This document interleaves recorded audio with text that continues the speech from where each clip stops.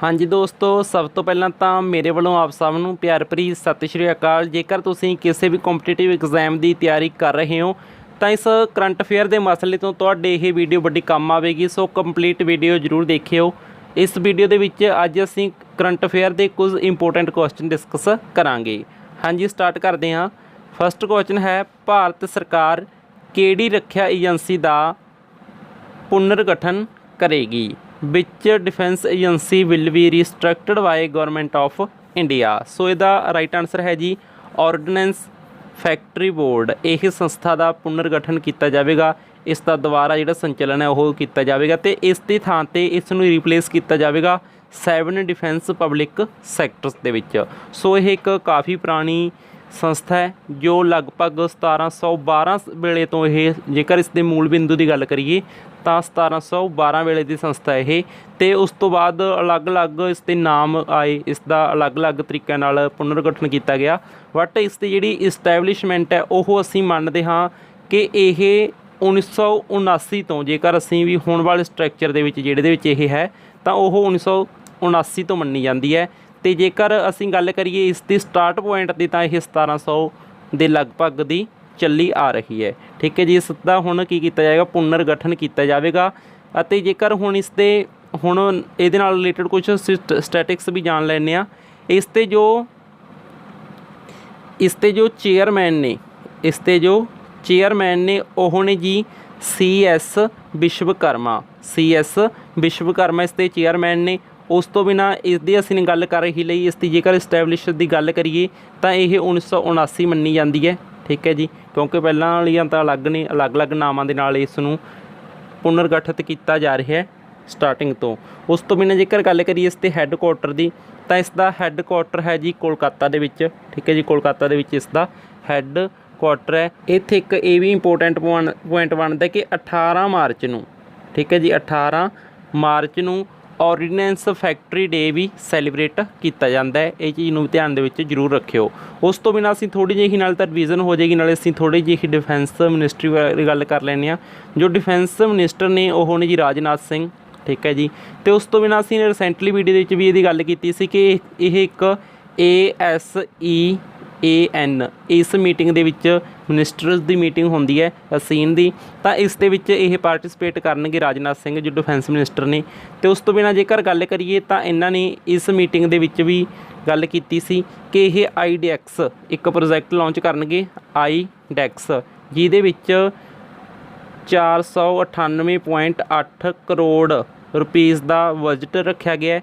इस दे विच की किया जाएगा कि इनोवेशन ऑफ डिफेंस एक्सीलेंट। इहदा भाव की है प्रोजैक्ट का कि इनोवेशन ऑफ डिफेंस एक्सीलेंस। इहदे विच एक प्रोजैक्ट है जिहदे विच कुछ करोड़ों रुपए खर्च के इसका दोबारा तो नवीनीकरण किया जाएगा। सो इहदे नाल रिलेटेड प्रीवियस नॉलेज असी इन ध्यान दे विच जरूर रख लिओ। उस तो बाद असीं डिस्कस करते हाँ जी नैक्सट प्रश्न, किहड़ा रैंक इंडिया नूं वर्ल्ड मुकाबलेबाजी इंडैक्स 2021 विच मिलिया है?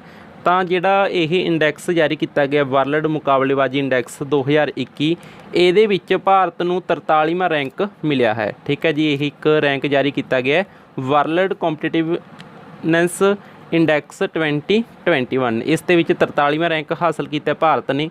उस तो बिना जेकर असीं गल करिए फस्ट रैंक की तो फस्ट रैंक स्विट्जरलैंड ने प्राप्त किया है। इस दे विच टोटल 64 यानी कि 64 देशों का कनकलूजन कढ़िया गया सी, सिट्टा कढ़िया गया सी, जिस दे विच भारत ने 43वां रैंक हासिल किया है। उस तो बिना जेकर गल करिए यह जो वर्ल्ड कॉम्पिटिटिवनेस इंडैक्स 2021 है यह IMD इस दे द्वारा जारी किया जाता है, भाव इंस्टीट्यूट ऑफ मैनेजमेंट डेवलप के द्वारा यह जारी किया जाता है। ठीक है जी, यह एक्सट्रा नॉलेज सी, इनू ध्यान दे विच जरूर रखियो। हुण डिस्कस करते हाँ असीं नैक्सट प्रश्न। नैक्सट प्रश्न है जी, which company will start Shagun card with help of ID bank of India? ID bank of India की सहायता नाल किहड़ी कंपनी शगुन कार्ड की शुरुआत करेगी? सो इसका राइट आंसर है जी LIC लाइफ इंश्योरेंस कॉरपोरेशन। यह इसका ਸਟਾਰਟ ਕਰਨ ਜਾ ਰਹੀ ਹੈ, ਇਨੀਸ਼ੀਏਟਿਵ ਕਰਨ ਜਾ ਰਹੀ ਹੈ LIC ਕਾਰਡ ਸਰਵਿਸ ਦਾ।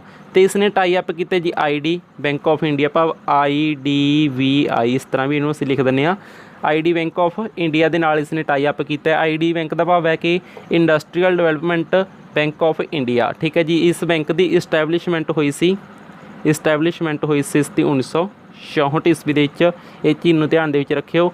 ਉਸ ਤੋਂ ਬਿਨਾਂ ਜੇ ਇਸ ਦੀ ਅਸੀਂ ਡਿਟੇਲ ਦੇ ਵਿੱਚ ਗੱਲ ਕਰ ਹੀ ਲੈਂਦੇ ਹਾਂ। ID ਬੈਂਕ ਆਫ ਇੰਡੀਆ ਅਤੇ ਇਸ ਦੀ ਜਿਹੜੀ ਇਸਟੈਬਲਿਸ਼ਮੈਂਟ ਹੈ ਉਹ 1964 'ਚ ਹੋਈ ਸੀ। ਇਸ ਦੇ ਜੋ CEO ਨੇ ਉਹ ਨੇ ਜੀ ਰਾਕੇਸ਼ ਸ਼ਰਮਾ।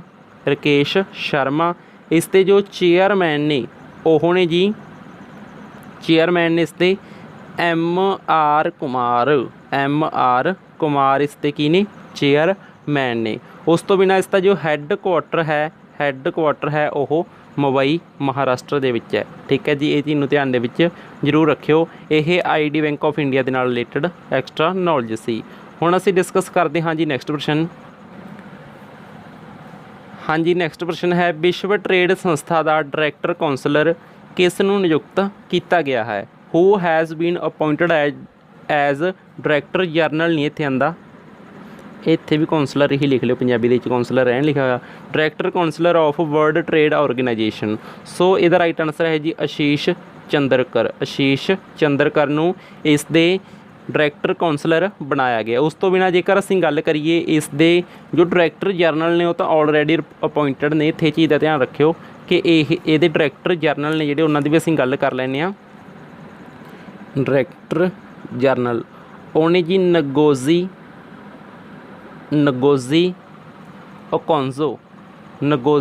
ਅਕੋਂਜੋ ਇਸ ਦੇ ਡਾਇਰੈਕਟਰ ਜਨਰਲ ਨੇ। ਉਸ ਤੋਂ ਬਿਨਾਂ ਇਸ ਦਾ ਹੈੱਡਕੁਆਟਰ ਹੈ ਜਨੇਵਾ ਸਵਿਟਜ਼ਰਲੈਂਡ ਦੇ ਵਿੱਚ। ਉਸ ਤੋਂ ਬਿਨਾਂ ਇਸ ਦਾ ਜੋ ਫਾਊਂਡਡ ਈਅਰ ਹੈ ਉਹ ਹੈ ਜੀ 1995, ਠੀਕ ਹੈ ਜੀ। 1995 ਇਸ ਦਾ ਫਾਊਂਡਡ ਈਅਰ ਹੈ। ਉਸ ਤੋਂ ਬਿਨਾਂ ਹੈੱਡਕੁਆਟਰ ਜਨੇਵਾ ਸਵਿਟਜ਼ਰਲੈਂਡ ਦੇ ਵਿੱਚ ਹੈ। ਜੋ ਡਾਇਰੈਕਟਰ ਜਨਰਲ ਨੇ ਉਹ ਨੇ ਜੀ ਨਗੋਜ਼ੀ ਡਕੋਂਜੋ। ਇਹ ਚੀਜ਼ ਨੂੰ ਧਿਆਨ ਦੇ ਵਿੱਚ ਜ਼ਰੂਰ ਰੱਖਿਓ। ਹੁਣ ਅਸੀਂ ਡਿਸਕਸ ਕਰਦੇ ਹਾਂ ਜੀ ਨੈਕਸਟ ਪ੍ਰਸ਼ਨ ਹੈ ਜੀ ਕਿਹੜੀ ਰਾਜ ਸਰਕਾਰ ਯੁਵਾ ਸ਼ਕਤੀ ਕਰੋਨਾ ਮੁਕਤੀ ਅਭਿਆਨ ਦੀ ਸ਼ੁਰੂਆਤ ਕਰੇਗੀ? Which state government will start Yuva Shakti corona Mukti Abhiyan. ਸੋ ਇਹਦਾ ਰਾਈਟ ਆਨਸਰ ਹੈ ਜੀ MP ਗੌਰਮੈਂਟ, ਭਾਵ ਮੱਧ ਪ੍ਰਦੇਸ਼ ਦੀ ਜੋ ਸਰਕਾਰ ਹੈ ਉਹ ਯੁਵਾ ਸ਼ਕਤੀ ਕਰੋਨਾ ਮੁਕਤੀ ਅਭਿਆਨ ਸਟਾਰਟ ਕਰਨ ਜਾ ਰਹੀ ਹੈ, ਜਿਹਦੇ ਵਿੱਚ ਉਹ ਯੂਥ ਦੀ ਪਾਵਰ ਨੂੰ ਯੂਜ਼ ਕਰਨਗੇ, ਠੀਕ ਹੈ ਜੀ। ਯੂਥ ਦੇ ਪ੍ਰਤੀ ਕੰਪੇਨਸ ਚਲਾਈਆਂ ਜਾਣਗੀਆਂ, ਕਾਲਸ ਪੱਧਰ 'ਤੇ ਉਹਨਾਂ ਨੂੰ ਜਾਗਰੂਕ ਕੀਤਾ ਜਾਵੇਗਾ, ਅਵੇਅਰ ਕੀਤਾ ਜਾਵੇਗਾ ਤਾਂ ਕਿ ਉਹ ਕਰੋਨਾ ਫਰੈਂਡਲੀ ਬਿਹੇਵੀਅਰ ਕਰਨ, ਠੀਕ ਹੈ ਜੀ। ਇਸ ਦੇ ਬਾਰੇ ਅਸੀਂ ਥੋੜ੍ਹਾ ਜਿਹਾ ਸਟੈਟਿਕਸ ਵੀ ਜਾਣ ਲੈਂਦੇ ਹਾਂ। ਮੱਧ ਪ੍ਰਦੇਸ਼ ਦੀ ਗੱਲ ਆਈ ਹੈ, MP ਦੀ ਗੱਲ ਆਈ ਹੈ। ਇਸ 'ਤੇ ਜੋ CM ਨੇ ਉਹ ਨੇ ਜੀ ਸ਼ਿਵਰਾਜ ਚੌਹਾਨ ਅਤੇ ਜੋ ਇਸ ਦੇ ਗਵਰਨਰ ਨੇ ਉਹ ਨੇ ਜੀ ਆਨੰਦੀਬੇਨ ਪਟੇਲ ਇਸ ਦੇ ਗਵਰਨਰ ਨੇ CM ਸ਼ਿਵਰਾਜ ਚੌਹਾਨ ਨੇ ਮੱਧ ਪ੍ਰਦੇਸ਼ ਦੇ, ਠੀਕ ਹੈ ਜੀ। ਇਹ ਚੀਜ਼ ਨੂੰ ਧਿਆਨ ਦੇ ਵਿੱਚ ਜ਼ਰੂਰ ਰੱਖਿਓ। ਹੁਣ ਅਸੀਂ ਡਿਸਕਸ ਕਰਦੇ ਹਾਂ ਜੀ ਨੈਕਸਟ ਪ੍ਰਸ਼ਨ ਹੈ ਜੀ ਭਾਰਤ ਨੂੰ ਗਲੋਬਲ ਪੀਸ ਇੰਡੈਕਸ 2021 ਵਿੱਚ ਕਿਹੜਾ ਰੈਂਕ ਮਿਲਿਆ ਹੈ? ਵਿਚ ਰੈਂਕ ਇੰਡੀਆ ਗੌਟ ਇਨ ਗਲੋਬਲ ਪੀਸ ਇੰਡੈਕਸ 2021। ਸੋ ਇਹਦਾ ਰਾਈਟ ਆਨਸਰ ਹੈ ਜੀ 135ਵਾਂ, ਠੀਕ ਹੈ ਜੀ।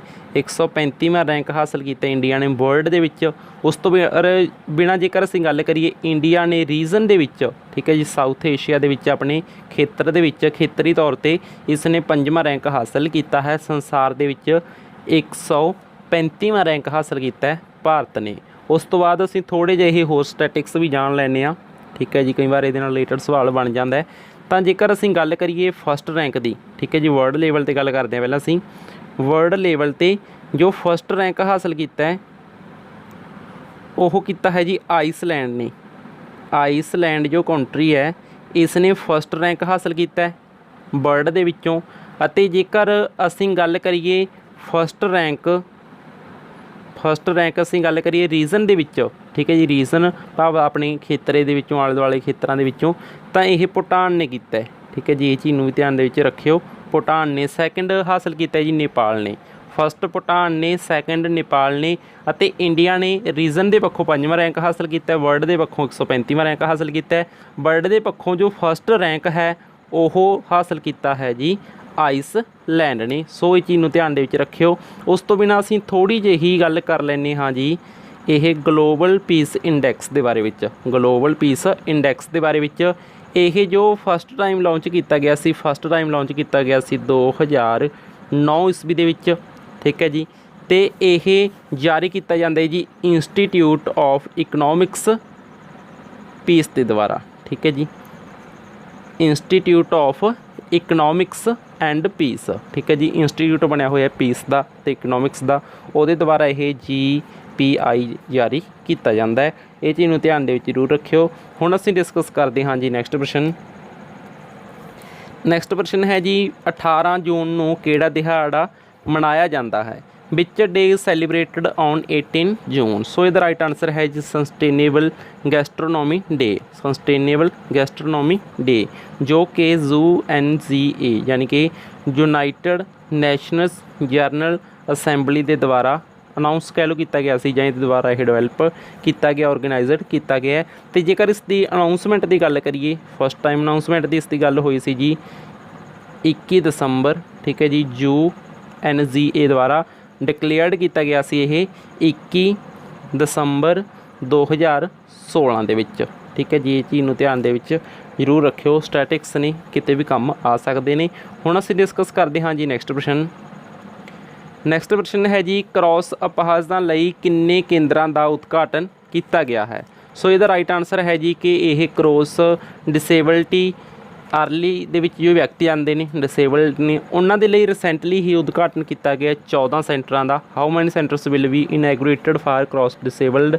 ਸੋ ਇਹ 14 ਸੈਂਟਰਸ ਨੇ ਜਿਹੜੇ ਉਹ ਲਾਂਚ ਕਹਿ ਲਓ ਜਾਂ ਕਹਿ ਲਓ ਵੀ ਉਹਨਾਂ ਦਾ ਉਦਘਾਟਨ ਕੀਤਾ ਗਿਆ, ਠੀਕ ਹੈ ਜੀ। ਅਤੇ ਜੇਕਰ ਹੁਣ ਅਸੀਂ ਗੱਲ ਕਰੀਏ ਕਿ ਇਹ 14 ਦੇ ਵਿੱਚੋਂ, ਠੀਕ ਹੈ ਜੀ, ਇਹ 14 ਦੇ ਵਿੱਚੋਂ 7 ਹੋਣਗੇ ਨੈਸ਼ਨਲ ਇੰਸਟੀਟਿਊਟ, ਭਾਵ ਸਾਡੇ ਦੇਸ਼ ਪੱਧਰ 'ਤੇ। ਉਸ ਤੋਂ ਬਿਨਾਂ 7 ਹੋਣਗੇ ਜੀ ਰੀਜਨਲ ਸੈਂਟਰ, ਠੀਕ ਹੈ ਜੀ, ਜੋ ਅਲੱਗ-ਅਲੱਗ ਸ਼ਹਿਰਾਂ ਦੇ ਵਿੱਚ ਸਿਟੀਜ਼ ਨੇ ਜੋ ਇੰਪੋਰਟੈਂਟ, ਉਹਨਾਂ ਦੇ ਵਿੱਚ ਇਹ ਖੋਲ੍ਹੇ ਜਾਣਗੇ। ਜੇਕਰ ਤੁਸੀਂ ਇਹਨਾਂ ਸਿਟੀਜ਼ ਬਾਰੇ, ਇਹ ਜਿਹੜੇ 7 ਰੀਜਨਲ ਸੈਂਟਰ ਨੇ, ਇਹਨਾਂ ਦੇ ਬਾਰੇ ਡਿਟੇਲ ਦੇ ਵਿੱਚ ਜਾਣਨਾ ਤਾਂ ਤੁਹਾਨੂੰ ਅਸੀਂ ਪਰਸਨਲੀ ਗਰੁੱਪ ਦੇ ਵਿੱਚ ਸੈਂਡ ਕਰ ਦਾਂਗੇ, ਕਿਉਂਕਿ ਉਹ ਇੰਨਾ ਇੰਪੋਰਟੈਂਟ ਨਹੀਂ। ਪਰ ਜੇਕਰ ਤੁਸੀਂ ਐਕਸਟਰਾ ਨੌਲੇਜ ਗੈਟ ਕਰਨੀ ਹੈ, ਕਾਊਟ ਕਰਨੀ ਹੈ, ਸੋ ਤੁਸੀਂ ਸਾਡੇ ਜੋ ਪਰਸਨਲੀ ਇਹ ਤੁਹਾਨੂੰ ਚੈਨਲ ਨਜ਼ਰ ਆ ਰਿਹਾ, ਇਸ ਦੇ ਉੱਤੇ ਤੁਸੀਂ ਵਿਜ਼ਿਟ ਕਰੋ, ਉੱਥੇ ਤੁਹਾਨੂੰ ਅਸੀਂ ਪਰਸਨਲੀ ਇਸਦੀ ਇਨਫੋਰਮੇਸ਼ਨ ਦੇ ਦੇਵਾਂਗੇ। ਉਸ ਤੋਂ ਬਿਨਾਂ ਜੇਕਰ ਅਸੀਂ ਗੱਲ ਕਰੀਏ ਇਹਨਾਂ ਦੇ ਟਾਰਗੇਟ ਦੀ, ਇਹ ਜਿਹੜੇ 14 ਸੈਂਟਰ ਇਹ ਔਰਗੇਨਾਈਜ਼ ਕਰ ਰਹੇ ਨੇ, ਤਾਂ ਇਹਨਾਂ ਨੇ 2022 ਦੇ ਵਿੱਚ ਤੱਕ ਦਾ ਟੀਚਾ ਰੱਖਿਆ ਹੈ, ਠੀਕ ਹੈ ਜੀ। ਉਸ ਤੋਂ ਬਾਅਦ ਅਲੱਗ ਹੋਰ ਸੈਂਟਰਸ ਦੇ ਵੀ ਖੋਲ੍ਹੇ ਜਾ ਸਕਦੇ ਨੇ, ਠੀਕ ਹੈ ਜੀ। ਹੁਣ ਅਸੀਂ ਡਿਸਕਸ ਕਰਦੇ ਹਾਂ ਨੈਕਸਟ ਪ੍ਰਸ਼ਨ। ਨੈਕਸਟ ਪ੍ਰਸ਼ਨ ਹੈ ਜੀ ਕਿਹੜਾ ਦਿਨ 17 ਜੂਨ ਨੂੰ ਮਨਾਇਆ ਜਾਂਦਾ? ਭਾਵ 17 ਜੂਨ ਨੂੰ ਕਿਹੜਾ ਦਿਵਸ ਮਨਾਇਆ ਜਾਂਦਾ ਹੈ? ਅਸੀਂ ਇਸ ਤਰ੍ਹਾਂ ਗੱਲ ਕਰ ਲਓ, ਇੰਪੋਰਟੈਂਟ ਕਿਹੜਾ ਹੈ? ਵੈਸੇ ਤਾਂ ਦੇਖੋ 17 ਜੂਨ ਨੂੰ ਇਹ ਮੈਨੂੰ ਕਹਿ ਦਿਓ ਵੀ ਸੋਮਵਾਰ, ਬੁੱਧਵਾਰ, ਇਸ ਤਰ੍ਹਾਂ। ਵਿਚ ਡੇ ਸੈਲੀਬਰੇਟ ਔਨ 17 ਜੂਨ। ਸੋ ਇਹਦਾ ਰਾਈਟ ਆਨਸਰ ਹੈ ਜੀ world day to combat desertification and drought, ਭਾਵ ਜਿਹੜਾ ਸੋਕਾ ਹੈ, ਮਾਰੂਥਲੀਨੇਸ਼ਨ ਹੈ, ਵੀ ਉਸ ਦੇ ਨਾਲ ਅਸੀਂ ਲੜਾਈ ਕਰ ਰਹੇ ਹਾਂ, ਸੰਘਰਸ਼ ਕਰ ਰਹੇ ਹਾਂ, ਇਹ ਦਿਨ ਮਨਾਇਆ ਜਾਂਦਾ ਹੈ ਵਰਲਡ ਲੈਵਲ ਦੇ ਉੱਤੇ। ਅਤੇ ਇਹ UNGA ਦੁਆਰਾ ਅਨਾਊਂਸ ਕੀਤਾ ਗਿਆ ਸੀ, UNGA ਭਾਵ ਯੂਨਾਈਟਡ ਨੇਸ਼ਨਸ ਜਨਰਲ ਅਸੈਂਬਲੀ ਦੇ ਦੁਆਰਾ। ਇਸ ਦੀ ਜੋ ਅਨਾਊਂਸਮੈਂਟ ਹੈ ਓਫੀਸ਼ੀਅਲੀ ਉਹ 30 ਜਨਵਰੀ 1995 ਨੂੰ ਕੀਤੀ ਗਈ ਸੀ, 30 ਜਨਵਰੀ 1995 ਨੂੰ ਕੀਤੀ ਗਈ ਸੀ। ਉਸ ਤੋਂ ਬਿਨਾਂ ਜੇਕਰ ਗੱਲ ਕਰੀਏ ਇਸ ਦੀ ਥੀਮ ਦੀ ਗੱਲ ਵੀ ਕਰ ਲੈਂਦੇ ਹਾਂ। ਇਸ ਦੀ ਜੋ ਥੀਮ ਸੀ ਉਹ ਸੀ ਜੀ restoration land and recovery, we build back better with healthy land, ਠੀਕ ਹੈ ਜੀ। ਇੱਕ ਵਾਰ ਰਿਪੀਟ ਕਰ ਦਿੰਦੇ ਹਾਂ, restoration land and recovery, we build back better with healthy land, ਠੀਕ ਹੈ ਜੀ। ਇਹ ਇਸ ਦੀ ਥੀਮ ਸੀ। ਉਸ ਤੋਂ ਬਿਨਾਂ ਜੇਕਰ ਅਸੀਂ ਗੱਲ ਕਰੀਏ, ਇਹ ਵੀ ਗੱਲ ਕਰਨੀ ਬਣਦੀ ਹੈ ਥੋੜ੍ਹੀ ਜਿਹੀ, ਕਿ ਜੋ ਜਿਵੇਂ ਕਿ ਪ੍ਰਧਾਨ ਮੰਤਰੀ ਫਸਲ ਯੋਜਨਾ, ਸੋਇਲ ਹੈਲਥ ਕਾਰਡ ਨੇ, ਉਸ ਤੋਂ ਬਿਨਾਂ PM ਕ੍ਰਿਸ਼ੀ ਸਿੰਚਾਈ ਯੋਜਨਾ, ਇਹ ਸਭ ਯੋਜਨਾਵਾਂ ਵੀ ਇਸ ਦੇ ਤਹਿਤ ਹੀ ਸਟਾਰਟ ਕੀਤੀਆਂ ਗਈਆਂ ਸੀ। ਇਸ ਦੇ ਅਧੀਨ ਜੋ ਐਕਟ ਬਣਾਇਆ ਗਿਆ ਉਸ ਦੇ ਅਧੀਨ ਹੀ ਇਹ ਸਟਾਰਟ ਕੀਤੀਆਂ ਗਈਆਂ ਸੀ। ਇਹ ਡੇ ਵੀ ਇਹਦੇ ਨਾਲ ਹੀ ਰਿਲੇਟਡ ਹੈ, ਠੀਕ ਹੈ ਜੀ। ਅਤੇ ਉਸ ਤੋਂ ਬਾਅਦ ਅਸੀਂ ਡਿਸਕਸ ਕਰਦੇ ਹਾਂ ਜੀ ਨੈਕਸਟ ਪ੍ਰਸ਼ਨ। ਨੈਕਸਟ ਪ੍ਰਸ਼ਨ ਅਸੀਂ ਤੁਹਾਨੂੰ ਪੁੱਛ ਲੈਂਦੇ ਹਾਂ ਜੀ ਮੇਰੀ ਕਲਾਸ ਦਾ ਸਵਾਲ। ਤੁਸੀਂ ਨੇ ਇਹ ਦੱਸਣਾ ਕਿ 1 ਜੂਨ ਨੂੰ ਕਿਹੜਾ ਦਿਨ ਮਨਾਇਆ ਜਾਂਦਾ ਹੈ, ਠੀਕ ਹੈ ਜੀ। 1 ਜੂਨ ਨੂੰ ਤੁਸੀਂ ਦੱਸਣਾ ਵੀ ਕਿਹੜਾ ਸਪੈਸ਼ਲ ਡੇ ਮਨਾਇਆ ਜਾਂਦਾ ਹੈ। ਅਤੇ ਉਸ ਤੋਂ ਬਿਨਾਂ ਜੇਕਰ ਅਸੀਂ ਗੱਲ ਕਰੀਏ ਰੀਸੈਂਟਲੀ ਜੋ ਅਸੀਂ ਨੇ ਸਵਾਲ ਪੁੱਛਿਆ ਸੀ ਕਿ ਸੁਰੇਸ਼ ਰੈਨਾ ਨੇ ਉਹਨਾਂ ਦੀ ਸਵੈ ਜੀਵਨੀ ਦਾ ਕੀ ਨਾਂ ਹੈ, ਤਾਂ ਉਸ ਦਾ ਨਾਮ ਬਲੀਵ ਹੈ। ਠੀਕ ਹੈ ਜੀ, ਇਹ ਚੀਜ਼ ਨੂੰ ਧਿਆਨ ਦੇ ਵਿੱਚ ਜ਼ਰੂਰ ਰੱਖਿਓ। ਬਲੀਵ ਸੁਰੇਸ਼ ਰੈਣਾ ਦੀ ਸਵੈ ਜੀਵਨੀ ਹੈ ਜੀ। ਇਹ ਸਵਾਲ ਅਸੀਂ ਨੇ ਰਿਸੈਂਟਲੀ ਪੁੱਛਿਆ ਸੀ, ਉਸ ਦਾ ਜਵਾਬ ਹੈ ਇਹ। ਠੀਕ ਹੈ ਜੀ, ਜੋ ਅੱਜ ਦਾ ਸਵਾਲ ਹੈ ਉਹ ਇਹ ਹੈ ਕਿ 1 ਜੂਨ ਨੂੰ ਕਿਹੜਾ ਦਿਵਸ ਮਨਾਇਆ ਜਾਂਦਾ ਹੈ। ਇਸ ਦਾ ਸਵਾਲ ਦਾ ਜਵਾਬ ਤੁਸੀਂ ਕਮੈਂਟ ਬਾਕਸ ਦੇ ਵਿੱਚ ਦੱਸਣ ਦੀ ਕੋਸ਼ਿਸ਼ ਕਰਨੀ ਹੈ। ਸੋ ਇਹ ਵੀਡੀਓ ਇੱਥੇ ਤੱਕ ਦੇਖਣ ਲਈ ਤੁਹਾਡਾ ਸਾਰਿਆਂ ਦਾ ਬਹੁਤ ਬਹੁਤ ਧੰਨਵਾਦ। Thanks four